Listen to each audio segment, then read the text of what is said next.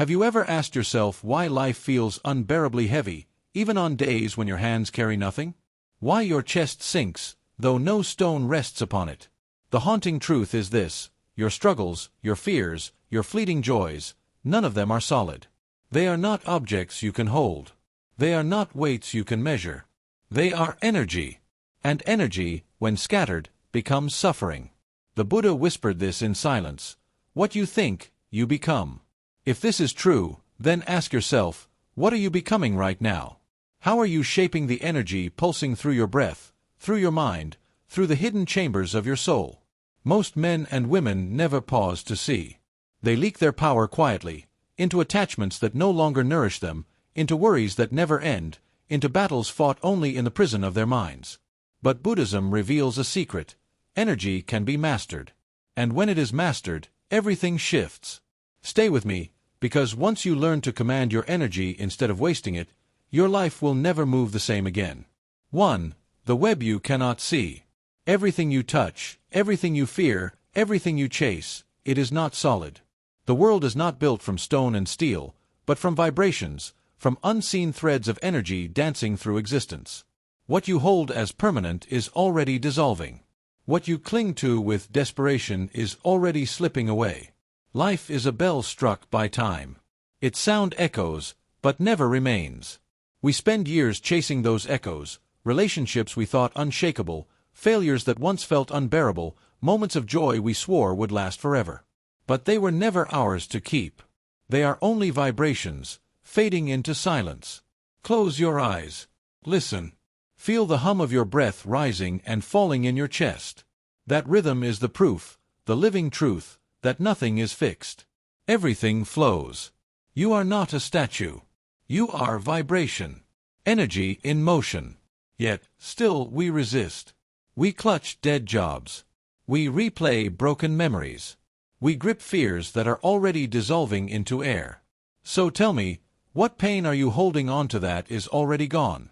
What chains bind you, if the links are only vibrating air? 2. The leaks that drain your soul. Why do you wake up exhausted, even when your body has rested? Why does your spirit sag under invisible weight? The Buddha revealed this: exhaustion does not always come from labor. It comes from leaks. Invisible cracks in the vessel of your being. Imagine yourself as a golden bowl, radiant, whole, strong enough to hold the pure waters of life. But with every unhealthy attachment, with every resentment, with every fear, a crack appears. And the more you try to fill yourself, the faster the waters drain away. No amount of sleep, no amount of distraction, can restore you if your vessel still leaks. Think of the arguments you replay endlessly in your mind. Think of the hours scrolling, envying lives that are not your own. Think of the fears that stalk you in silence. These are not harmless. They are cracks. They drain you until you stand hollow. But here is the gift: awareness is the first seal. When you see the cracks, you begin to close them. Guard your bowl with wisdom. Stop pouring your life into emptiness. For you do not lose energy by living, you lose it by leaking. 3. Turning shadows into light. What if I told you that your anger, your grief, your sorrow, those heavy shadows you try to bury, are not enemies? They are raw energy. Fire waiting to be shaped. A coal in your fist burns you to the bone. But placed in a hearth, it warms, it guides, it cooks your food. In the same way, anger can destroy you, or it can illuminate your path. Fear can choke you, or it can awaken courage. Grief can hollow you, or it can open you to compassion. Close your eyes. Picture your anger as a flame in your chest. Wild, scorching, untamed. Now breathe. See it transform into a lantern before you. No longer burning, but glowing. No longer consuming, but guiding. This is the art of transmutation, turning shadows into light. Remember, energy is never destroyed. It only changes form. Suppress it, and it poisons you. Accept it, and it becomes your fuel. 4. The power of silent presence. What happens when your energy no longer leaks into yesterday's regrets or tomorrow's fears? What happens when it gathers here, in this very breath? The Buddha taught, the present is the only vessel that does not leak. Past and future are riddled with cracks. But the now, this breath, this silence, can hold your energy whole. Imagine a still pond at night. Only when the water rests does it reflect the moon perfectly. Your mind is the same. When restless, it distorts truth. When still, it reflects eternity. Modern life scatters you with noise, deadlines, notifications. But when you stop, when you breathe, when you dwell fully in this moment, you become whole again. Presence is not weakness. It is power. It is the art of gathering the fragments of yourself and returning home. 5. The illusion of control.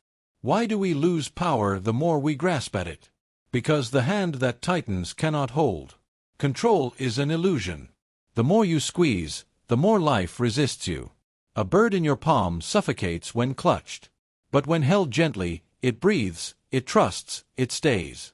The Buddha's wisdom is simple. Real strength comes not from forcing life, but from harmonizing with it.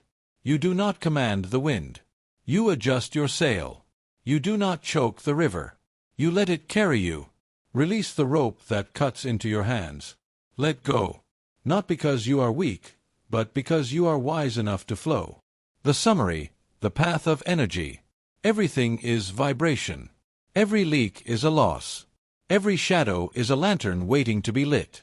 Every moment of presence is wholeness. Every attempt to control is suffering. And every breath is a chance to return. The Buddha's wisdom is not a sermon. It is a mirror. It asks you only one question. How will you spend your energy? Will you scatter it in fear, in regret, in control? Or will you gather it, guide it, and radiate it into the world as peace, as clarity, as light?